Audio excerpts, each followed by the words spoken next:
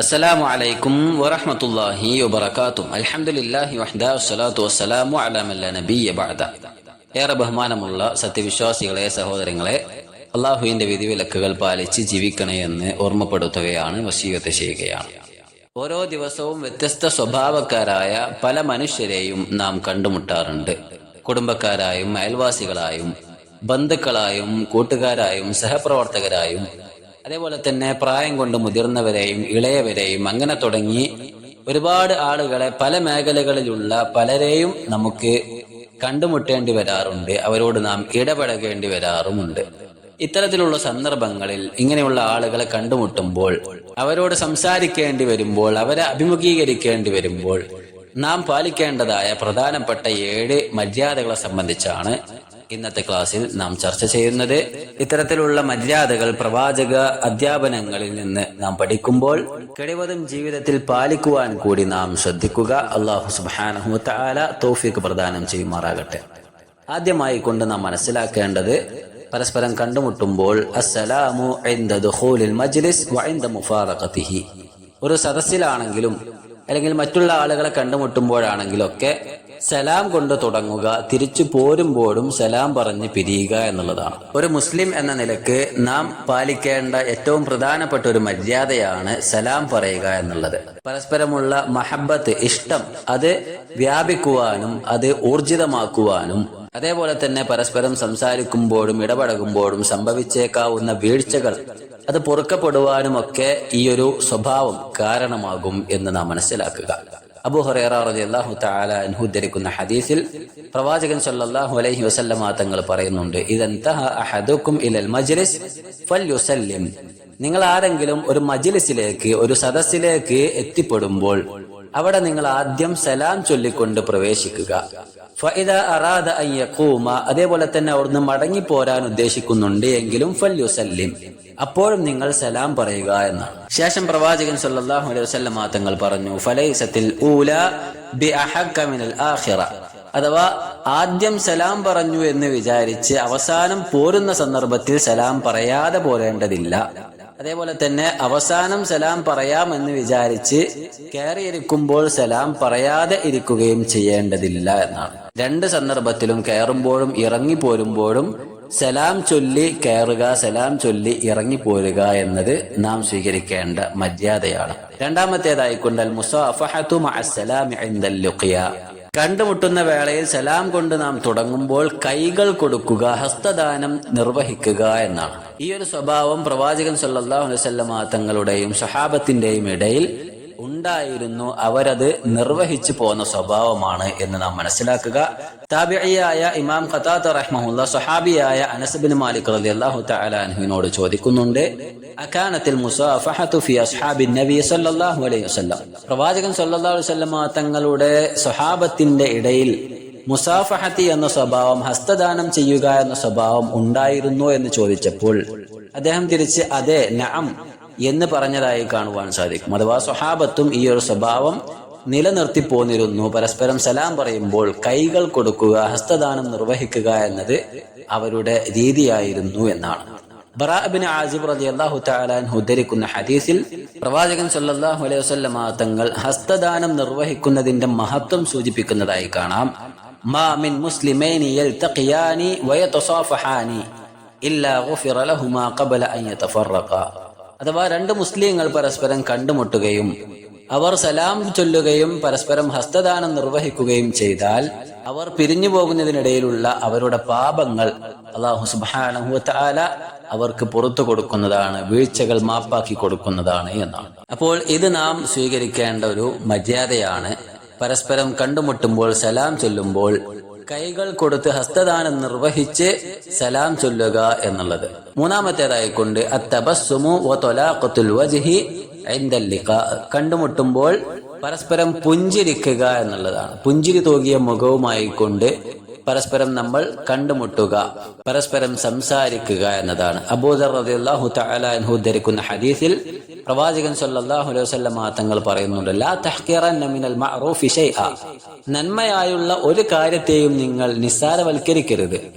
ഏത് നിസ്സാരമായ നന്മയാണെങ്കിലും അതുകൂടി ചെയ്യുവാൻ നിങ്ങൾ ശ്രദ്ധിക്കുക എന്നാണ്. അത് വലൗ അൻ തൽഖാ അഖാക ബിവജ്ഹിൻ തൽഖിൻ, നിങ്ങൾ നിങ്ങളുടെ സഹോദരനെ കണ്ടുമുട്ടുമ്പോൾ പുഞ്ചിരി തൂകിയ മുഖവുമായി കൊണ്ട് കണ്ടുമുട്ടുന്ന വിഷയമാണെങ്കിൽ പോലും അതും നിങ്ങൾ നിസ്സാരവൽക്കരിക്കരുത്. അതൊരു സ്വതക്കയാണ്, അത് നിങ്ങൾ നിർവഹിക്കണം എന്നാണ്. എപ്പോഴും വിദ്വേഷവും ദേഷ്യവും മാത്രം കണ്ട് മറ്റുള്ളവരിലുള്ള നെഗറ്റീവുകൾ മാത്രം കണ്ടെത്തി അത് മനസ്സിൽ ചിത്രീകരിച്ചുകൊണ്ട് അവരോട് സംസാരിക്കുമ്പോൾ മുഖത്ത് പുഞ്ചിരി വരാൻ സാധ്യത കുറവാണ്. അതുകൊണ്ട് തന്നെ അത്തരത്തിൽ മറ്റുള്ളവരോടുള്ള വിദ്വേഷവും പകയും ദേഷ്യവും ഒന്നും മനസ്സിൽ വെക്കാതെ എപ്പോഴും പുഞ്ചിരി തൂകി നിൽക്കുവാൻ, മറ്റുള്ളവരോട് വളരെ സന്തോഷത്തോടു കൂടി അവർക്ക് വിട്ടുവീഴ്ച ചെയ്തു കൊടുത്ത് അവരോട് നല്ല രീതിയിൽ ഇടപഴകുവാൻ നാം ശ്രദ്ധിക്കേണ്ടതുണ്ട്.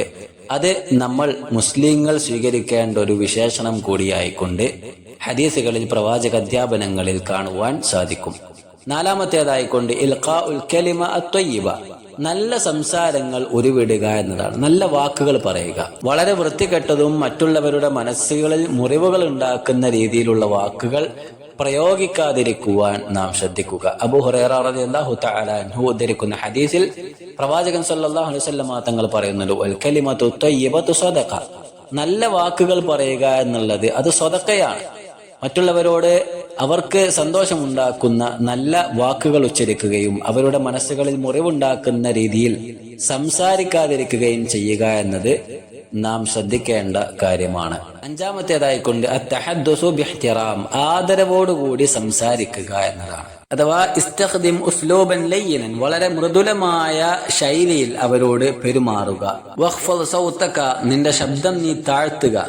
വതജന്നബുൽ ഹദീസ് ബിസൗത്തിൻ ആലിൻ, ഉച്ചത്തിൽ സംസാരിക്കാതിരിക്കുക. അഥവാ മറ്റുള്ളവർക്ക് കേൾക്കാവുന്ന സ്വരത്തിൽ അട്ടഹസിക്കാതെ വളരെ മിതമായ ശബ്ദത്തിൽ നീ അവരോട് സംസാരിക്കുക എന്നതാണ്. ഇബ്നു അബ്ബാസ് റളിയല്ലാഹു തആല അൻഹു ഉദ്ധരിക്കുന്ന ഹദീസിൽ പ്രവാചകൻ സല്ലല്ലാഹു അലൈഹി വസല്ലം തങ്ങൾ പറയുന്നുണ്ട്, ലൈസ മിന്നാ മൻ ലം യർഹം സഗീറനാ, അഥവാ ചെറിയ കുട്ടികളോട് അല്ലെങ്കിൽ പ്രായത്തിൽ ഇളയവരോട് കരുണയോടെ വർത്തിക്കാത്തവൻ നമ്മിൽപ്പെട്ടവനല്ല. വയുവക്കിർ കബീറന, അതേപോലെ തന്നെ മുതിർന്നവരെ ആദരിക്കാത്തവനും നമ്മിൽപ്പെട്ടവനല്ല. വയഅ്മുർ ബിൽ മഅറൂഫ് വയൻഹ അനിൽ മുൻകർ, നന്മ കൽപ്പിക്കാതിരിക്കുകയും തിന്മ വെടിയാതിരിക്കുകയും ചെയ്യുന്നവനും നമ്മിൽപ്പെട്ടവനല്ല എന്നാണ്. ബാക്കിയുള്ള ആളുകളോട് സംസാരിക്കുമ്പോൾ ഇളയവരാണ് എങ്കിൽ, പ്രായത്താൽ ചെറിയവരാണ് എങ്കിൽ അവരോട് കരുണയോടെ വർത്തിക്കുവാൻ, കാരുണ്യത്തോടെ പെരുമാറുവാൻ കഴിയേണ്ടതുണ്ട്. വയസ്സിന് മുതിർന്നവരാണെങ്കിൽ വളരെ ആദരവോടെയും ബഹുമാനത്തോടെയും സംസാരിക്കുവാനും ഇടപഴകുവാനും, അത് നമ്മേക്കാൾ അറിവില്ലാത്തവരാണെങ്കിൽ പോലും അല്ലെങ്കിൽ നമ്മോട് ബന്ധമില്ലാത്തവരാണെങ്കിലും ആദരവോടെ പെരുമാറുവാൻ നമുക്ക് കഴിയേണ്ടതുണ്ട്. ആ കാര്യം നാം ശ്രദ്ധിക്കേണ്ടതുണ്ട്.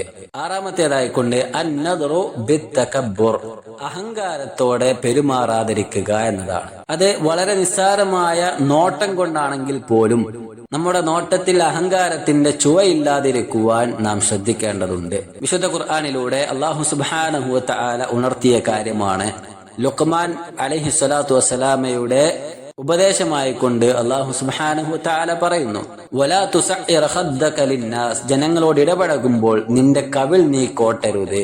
വലാ തംശി ഫിൽ അർദി മർഹ, ഭൂമിയിലൂടെ നടക്കുമ്പോൾ സഞ്ചരിക്കുമ്പോൾ നീ അഹങ്കാരിയായിക്കൊണ്ട് ധിക്കാരത്തോടുകൂടി നീ നടക്കരുത്.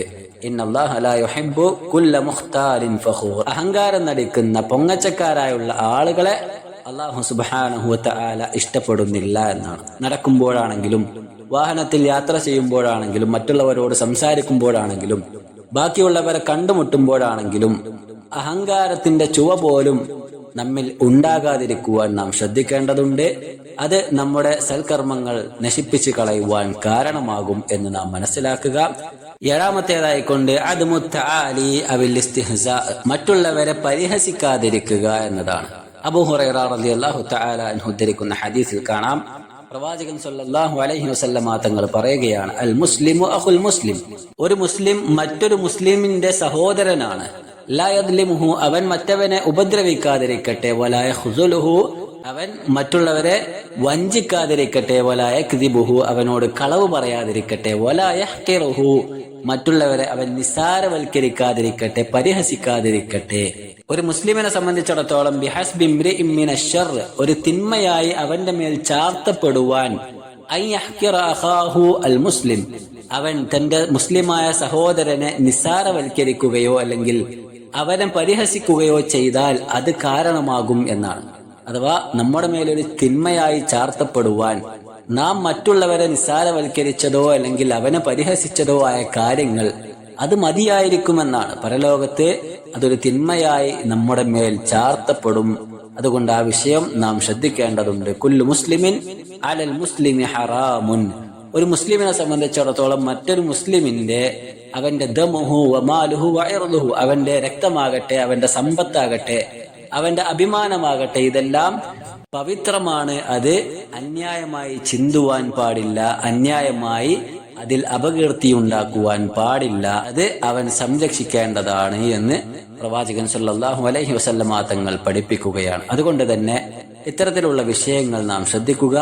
നാം ചെയ്യുന്ന സൽക്കർമ്മങ്ങൾ, ആ കർമ്മങ്ങൾ പരലോകത്ത് നഷ്ടപ്പെടുവാൻ അല്ലെങ്കിൽ മറ്റുള്ളവർക്ക് വീതം വെച്ചു കൊടുക്കേണ്ടി വരുവാൻ അല്ലെങ്കിൽ മറ്റുള്ളവർ ചെയ്ത തിന്മകൾ നമ്മുടെ മേൽ ചുമത്തപ്പെടുവാനൊക്കെ കാരണമായേക്കാവുന്ന ഇത്തരത്തിലുള്ള ചെറിയ ചെറിയ കാര്യങ്ങൾ നമ്മുടെ ജീവിതത്തിൽ നാം നിസ്സാരവൽക്കരിച്ചുകൂടാ. വളരെ ശ്രദ്ധയോടെ ഇത്തരത്തിലുള്ള കാര്യങ്ങൾ നാം കൈകാര്യം ചെയ്യുക. അല്ലാഹു സുബ്ഹാനഹു വ തആല ദീനീ കാര്യങ്ങൾ പഠിക്കുവാനും ജീവിതത്തിൽ പ്രാവർത്തികമാക്കുവാനും നമ്മെ സഹായിക്കുമാറാകട്ടെ.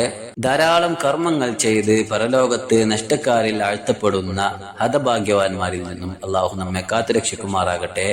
اللهم ربنا آتنا في الدنيا حسنة وفي الآخرة حسنة وقنا عذاب النار. ربنا تقبل منا إنك أنت السميع العليم وتب علينا إنك أنت التواب الرحيم. وصلى الله وسلم على نبينا محمد. السلام عليكم ورحمة الله وبركاته.